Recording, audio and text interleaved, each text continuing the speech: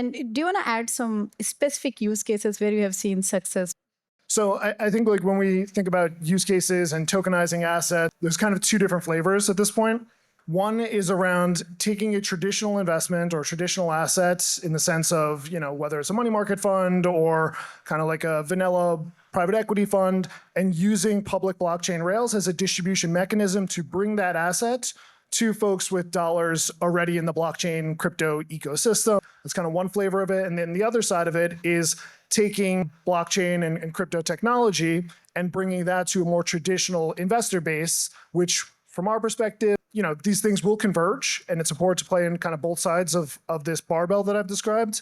But we think the total addressable market on using blockchain technology for delivering product to investors, how they're used to consuming it, whether that's through an RA, a wealth management platform, et cetera, is a pretty meaningful way to kind of go about this issue. And so when we think about like the key issues of delivering alternatives, it's really around data management, where you have very poor data sharing amongst fund managers, distributors, and fund administrators. And then two, that's compounded by just the challenge of moving a dollar from a client account to a fund manager. Today, it's generally accomplished with wires, sometimes bundled together. But when you multiply that by 2,000 investors in a given fund, it becomes very laborious to kind of deliver these products to your clients. And so, again, using blockchain instant settlement abilities to move a tokenized dollar to a fund manager as opposed to sending a wire is going to lead to tremendous benefits and scale. I will zoom right in on one particular asset and use case that I've been very close to over the last 6 months through a client of mine who has tokenized physical spot uranium. Fairly provocative subjects for obvious reasons, but I think this was a really interesting and almost perfect use case of RWA tokenization. Tokenization and RWAs have been talked about for years, but I think 2025, first of all, has been a year where we've seen a lot of progress and real progress. But I think it's about showing the power of the technology to actually unlock asset classes that before were very, very much off limits, not because of market need, demand. And uranium really was one of those perfect use cases for that. I'm sure there are commodities experts in the room. Just at a high level, some facts for you. The minimum tickets to trade spot physical uranium, somewhere around $4 million. Now with tokenization, anybody can access that from a few dollars. You can do this from a centralized exchange, or you can do this via the client's own website, uranium.io. But the really exciting piece for me are the partnerships that are in the pipeline with traditional platforms where they want to list this uranium token, but it won't be listed next to Bitcoin and ETH. It will be next to silver, gold, palladium. So it's just, as we were going back to, it's those rails, the underlying rails that opens up access to markets that otherwise were reserved for very, very large institutions. Uranium has very, very poor liquidity, very bad price transparency. There is an ETF, but again, the pricing is a little bit esoteric, to say the very least. So we're really seeing demand for other metals and other commodities to be tokenized in the same way.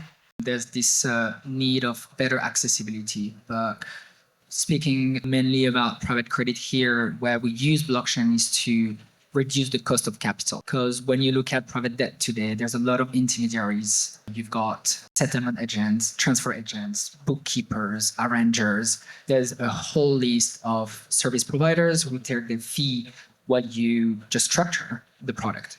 So today, to give you an idea, structuring debt is 1.5 up to 3%, sometimes a bit more, of the nominal value of your debt. That's just structuring. That's just creating the product. Then on top of that, for a borrower, you would have the interest rate, and private credit funds would take an additional spread on top of the interest rate.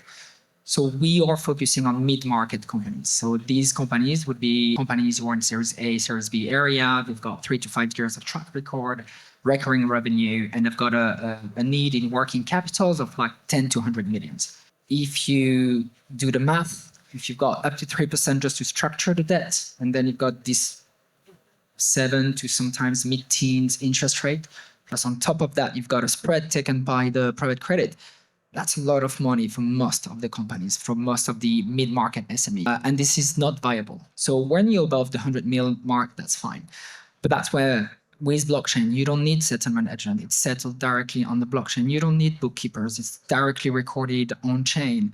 There's a lot of things that also smart contracts, which are self-executing contracts and technically algorithms, can replace. It goes into loan terms that can be automated. So obviously there will always be the need of like having a bit of human reviews and making sure that, you know, the tech is going in the right direction. But when you combine that with AI, this gets more powerful than a lot of people today want to recognize.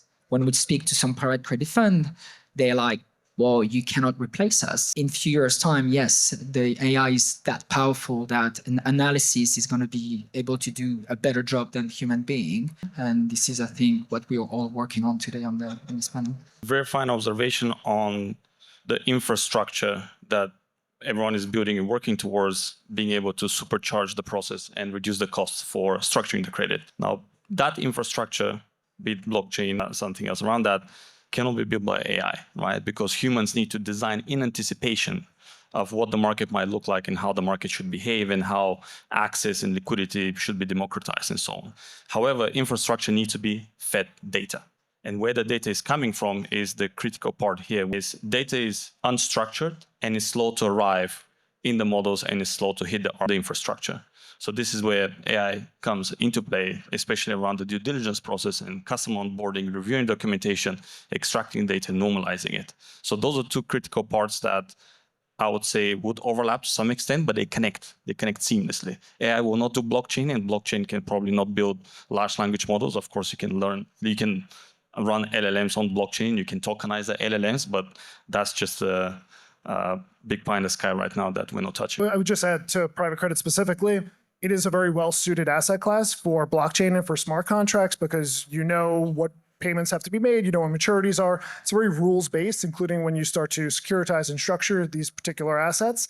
And then when you also bring on the element of the servicing of the underlying debt onto a blockchain network, now we're talking about something that's entirely different and gives you arguably a different risk-return profile because now you have this brilliant transparency into how the underlying loans are actually aging, how they're being paid down, which you don't get today from a private credit manager.